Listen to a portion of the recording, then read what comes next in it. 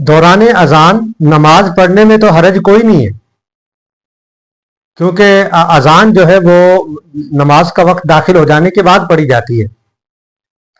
اگر نماز کا وقت داخل ہونے سے پہلے اذان پڑھی جا رہی ہے تو وہ اذان ہی درست نہیں ہے۔ تو جب اذان ہو رہی ہے، کوئی بندہ یا گھروں کے اندر عموماً مستورات ہیں وہ نماز پڑھنا شروع کر دیتی ہیں، وہ اگر اذان ہوتے ہوئے دوران اذان ہی وہ نماز پڑھ رہی ہے تو ان کے نماز پڑھنے میں حرج کوئی نہیں ہے، لیکن افضلیت کے خلاف ہے کہ اذان کے دوران نماز ادا کرنا۔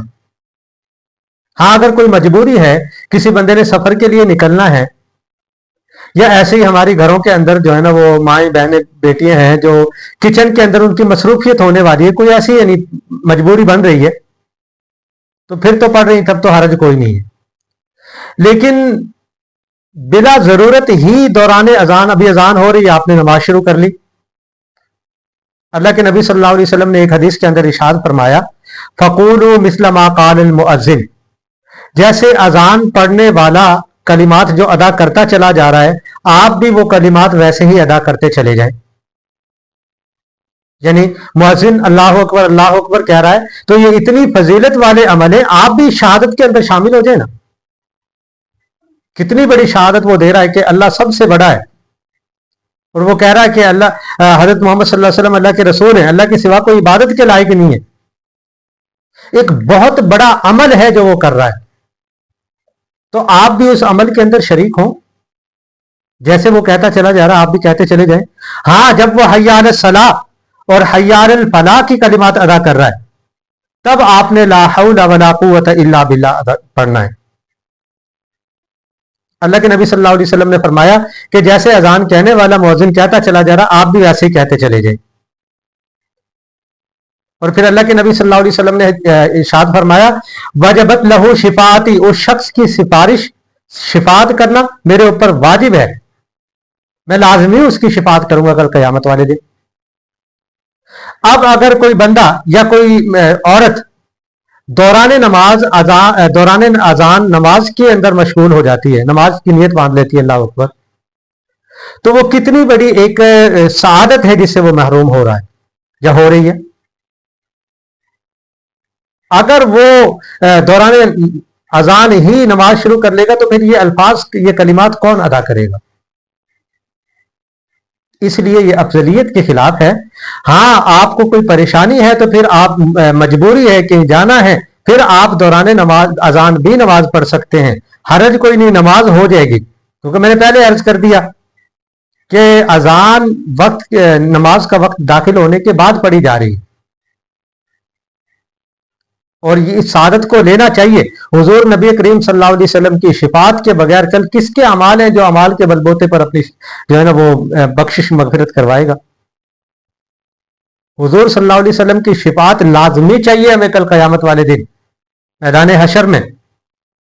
تو اللہ کے نبی صلی اللہ علیہ وسلم نے اس حدیث کے اندر ارشاد فرما دیا کہ جو اذان کی کلمات ادا کرے گا اور پھر اذان کے بعد کی جو دعا ہے درود پاک پڑھ کے آپ وہ دعا پڑھیں۔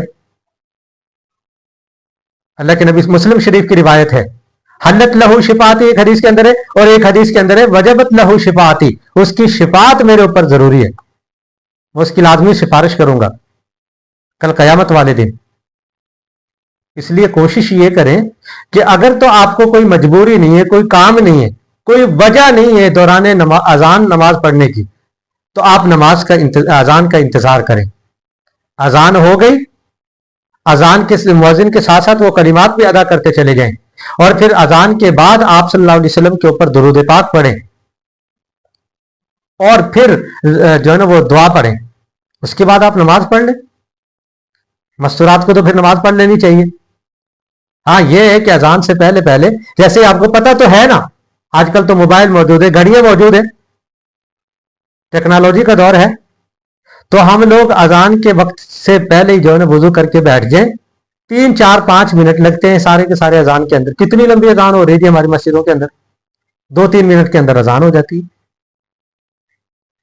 اذان کے بعد آپ اطمینان کے ساتھ پھر نماز پڑھیں، اور نماز پڑھ کے پھر اپنی جو بھی مصروفیت اس کے اندر مشغول ہو جائیں۔ ہاں جو مرد حضرات ہیں ان کو کوئی وجہ، ضروری وجہ کوئی نہیں ہے، کوئی حاجت نہیں ہے، تو وہ مسجد کے اندر جائیں، مسجد کے اندر جماعت کے ساتھ نماز کو ادا کریں۔ ہاں وہ الگ چیز ہے کہ آپ فرض کرو کوئی نماز ویسے ہی پڑھ رہے تھے، نوافل پڑھ رہے تھے، اذان کا وقت داخل ہو گیا اور مؤذن نے آ کے اذان پڑھ دی، تو وہ الگ چیز ہے۔ آپ سنتیں ادا کر رہے تھے، وقت داخل ہو چکا ہے نماز کا، آپ سنت، مثال کے طور پہ کوئی مسافر ہے، وہ نماز کے لیے آیا مسجد کے اندر، اس نے نماز کا ٹائم تو ہوا ہے، لیکن اسے یہ پتا نہیں ہے کہ اذان ہوئی ہے نہیں، اس نے آ کے جو ہے نا وہ سنتوں کی نیت باندھ لی، اب مؤذن آ کے اذان دیتا ہے، یہ تو اور چیز ہے، یہ تو لا علمی کی بنیاد پہ ہو رہا ہے۔ اب آپ اپنی نماز کو جاری رکھیں، لیکن جب آپ کو پتا ہے اذان نہیں ہوئی اور اذان کا ٹائم ہو چکا ہے، آپ جان بوجھ کر اس وقت میں کیوں نماز کی نیت باندھ رہے ہیں؟ یعنی 2-4 منٹ انتظار کر لینے سے کون سی ایسی مصیبت ہے جو آپ کے اوپر آ جائے گی؟ اس لیے بلا ضرورت ایسا نہ کریں۔ حضور صلی اللہ علیہ وسلم کی شفاعت کو لیں۔ آج ہمیں اللہ نے موقع دیا ہے، 2-4 منٹ میں اگر حضور صلی اللہ علیہ وسلم کی شفاعت ہمیں مل رہی تو ہمیں اور کیا چاہیے؟ پھر جو نماز ہم پڑھ رہے ہیں وہ نماز تو ہمیں پتہ ہے ہم کیسی نماز پڑھ رہے ہیں، وہ پتہ نہیں قبول بھی ہوگی کہ نہیں ہوگی، اس کی وجہ سے ہم حضور صلی اللہ علیہ وسلم کی شفاعت کو تو نہ ضائع کریں۔